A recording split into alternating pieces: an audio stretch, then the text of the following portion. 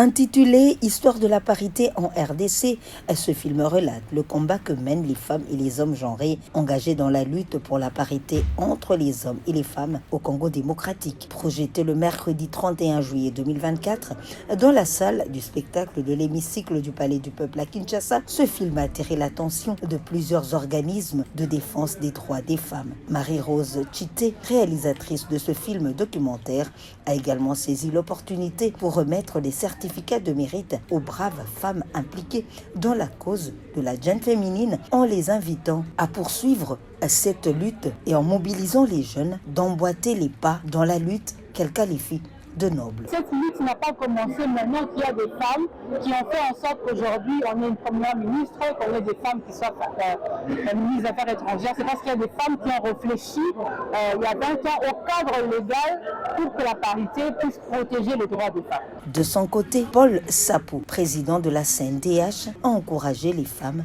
pour leur engagement à parvenir à l'égalité de sexe en RDC. Cette égalité-là, dans ses spécificités, en ce qui concerne l'homme et la femme, c'est une lutte, un combat à mener chaque jour.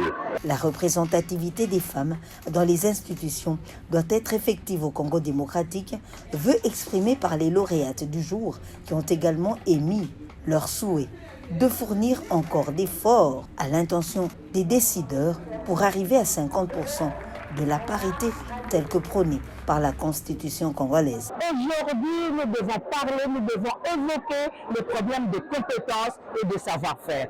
Et ce que Marie-Rose vient de faire n'est qu'un pas, et c'est à nous maintenant, et aux générations futures, aux jeunes, etc., de continuer. Les 50 minutes de l'avant-première de ce film sont consacrées aux réactions des femmes et des hommes genrés dans les 26 provinces que compte la RDC et dans plusieurs pays d'Afrique.